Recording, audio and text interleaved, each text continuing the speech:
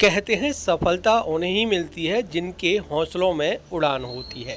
ऐसे ही एक शख्स की कहानी है जिन्होंने जी तोड़ मेहनत की और आज ब्रज की संस्कृति को बचाए हुए हैं।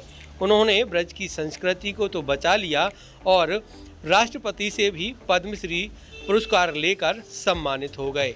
आज यह कुर्ता चर्चा का विषय बना हुआ है। यह कुर्ता 90 रुपये का जरूर है, लेकिन राष्ट्रपति भी इस कुर्ते के दीवाने हो गए। आइए सुनते हैं इस कुर्ते की कहानी पद्मश्री मोहन स्वरूप भाटिया की जुबानी। भड़क का फैशन का नहीं रहा। मैं 12 वर्ष की आयु से खादी के वस्त्र धारण करता हूँ और ये मेरा 90 रुपये का कुर्ता है जो मैंने 10 साल पहले लखनऊ से खरीदा था किसी खोखे वाले से। और ये देखिए जो चित्र टंगा हुआ है जिसमें राष्ट्रपति जी पद्मश्री दे रहे हैं, ये 90 रुपये का ही कुर्ता है। मेरी श्रीमती जी ने कहा कि कम से कम अब तो अच्छे कपड़े बनवा के जाओ, तो मैंने कहा पद्मश्री मुझे मिलनी है, कुर्ते को नहीं मिलनी, तो मैं तो यही कुर्ता पहन के गया। तो शुरू से सादा जीवन रहा है।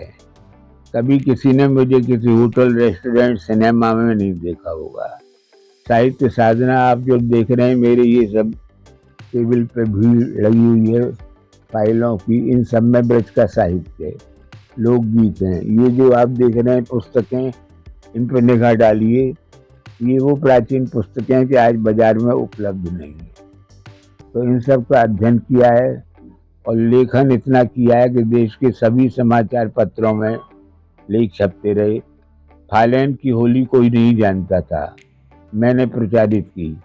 बरसाने नंदगांव की लठामार होली भी उतनी प्रचलित नहीं थी। दाऊद जी का होरंगा, इन सबको प्रचारित किया और ब्रज की सेवा की। उस सेवा का परिणाम ये था कि मुझे पद्मश्री से सम्मानित किया गया और ईश्वर की कृपा है, पूर्वजों का आशीर्वाद है। कुछ घटनाएं ऐसी हैं, जैसे ये चित्र आप देखिए जो पीछे लगा हुआ है आपके, इसमें मैं प्रथम पंक्ति में मोदी जी के साथ 5वीं सीट पर बैठा हूँ। इससे पहले हम लोग लाइन में खड़े हुए थे फोटो खिंचवाने के लिए, तो मोदी जी सबसे आकर कह रहे थे नमस्कार। मेरे पास जब आए तो मैंने कहा जय श्री कृष्ण, मैं ब्रज से आया हूँ, मेरा नाम मोहन स्वरूप भाटिया है। उन्होंने संक्षिप्त उत्तर दिया, मैं ब्रज का भक्त हूँ और आपका प्रशंसक रहा हूँ, मैंने आपके बहुत लेख पढ़े हैं। तो मैं गदगद हो गया। अब हो सकता है उस समय वो चाय बेचते हैं या राष्ट्रीय स्वयंसेवक संघ के भाजपा के कार्यकर्ता हों, जो भी हो, लेकिन उनके मस्तिष्क में कहीं ब्रज था। तो उसी का ये परिणाम हुआ कि उन्होंने मुझे अग्रिम सीट पर बिठाया। और क्या बात हुई? वो तो इतना कम समय था कि उन्होंने 1 मिनट 2 मिनट बात कर ली, यही बहुत था। वो तो उनके कार्यालय में बैठो, कोई बात